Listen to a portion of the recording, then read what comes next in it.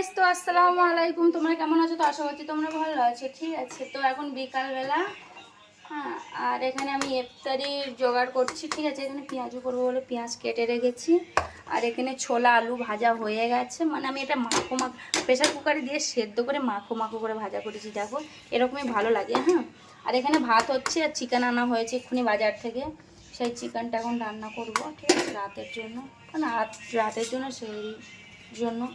ঠিক আছে, তো এখানে আমি ইফতারে জোগাড় করছি। হ্যাঁ, এখানে অল্প কটা কাঁচা ছোলা রেখে দিয়েছি, অল্প একটু দিয়েছি, কাঁচা ছোলা রেখে দিয়েছি। তো চলো আমি ফটাফট পেঁয়াজের জোগাড়টা করে নিই, কেন আমাদের এখন টাইম কটা বাজে দেখে নি। যা, মোবাইলে পয়েন্ট লেগে গেল।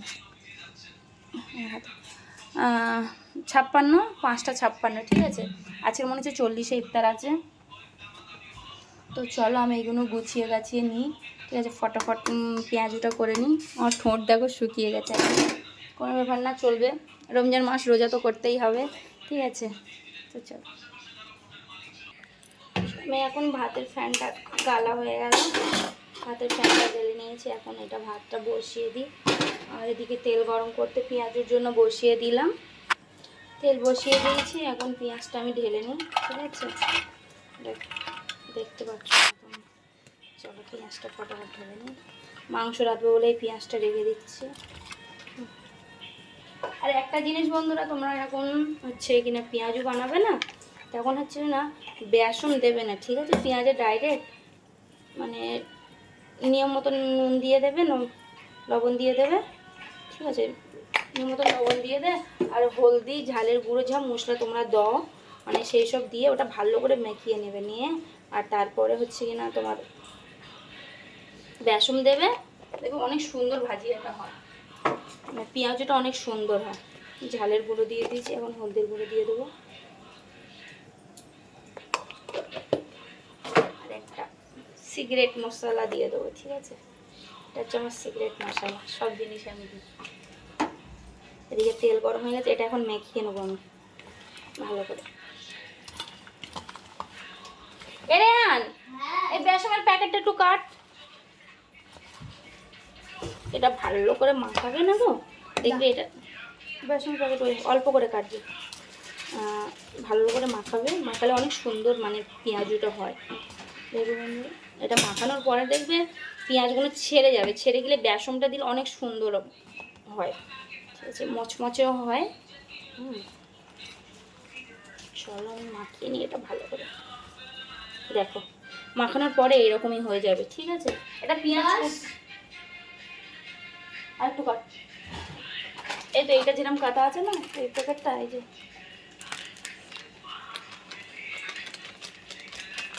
মানে বেসন শেষ হয়ে গেছে। ছোটো প্যাকেট, আমরা এমনি যেখান থেকে রমজান মাস চালু হয়েছে ভাজিও করিনি, এটা নিয়ে 3বার হচ্ছে। ঠিক আছে, আর 14 আরে কটা রোজা গো?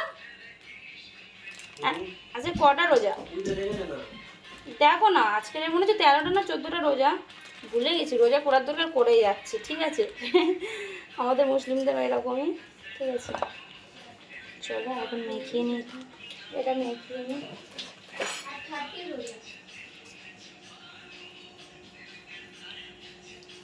অল্প করে পানি, মানে ওটা লবণ মশলা দিয়ে মাখানোর পরে পেঁয়াজটা অতটা পানি দিতে হয় না, মানে বেসমের সাথে যতটা পানি দিতে লাগে অতটা পানি দিতে হয় না, হালকার ওপরে পানি দিলেও হয়ে যায়। হয়ে গেছে, বেশি পানি দেবো না। আচ্ছা 14টা রোজা, মানে আমাদের রোজা করার দরকার করেই যাচ্ছে। ঠিক আছে, মাঘ মাসের 4 তারিখ। হ্যাঁ তো মাঘ তো, মার্চ মাসের 4 তারিখ। আমিও বলছি হ্যাঁ মাঘ মাস তো, আমি বাংলার কিছু জানি না। এ পুলিশ না, আমি বাংলার কিছু জানি না, আমি আন্দাজে কিন্তু বলছি। তো চলো বন্ধুরা, আমি ফটাফট ইফতারি জোগাড়গুলো করে নিই। টাইম হয়ে গেছে তোমার কটা আমি দেখে নিই, 6টা 2 হয়ে গেছে। তো চলো ফটাফট বানিয়ে নিই। দেখো পেঁয়াজের জন্য। ঠিক আছে, বিসমিল্লাহ। চলো ইফতারের জিনিস, সব জিনিসটা প্রথমে বিসমিল্লাহ দিয়ে চালু করতে হবে। আমি গ্যাস ধরালেই বিসমিল্লাহ বলি। ঠিক আছে, আমার গ্যাসের মানে এখন যে গ্যাসের মানে চলছে, গ্যাস দেখে আমার প্রচুর ভয় লাগে। চলো আমি ভাজি এখনো ফটফট বানিয়ে নিই, নিয়ে তারপরে ইফতারে জোগাড় করবো, ফল ফুল কাটবো। আজকে ইফতারের পরে বাজারেও যেতে হবে, কেন 1 সপ্তাহ আগে বাজার করা হয়েছে, তারপর থেকে বাজার করা হয়নি।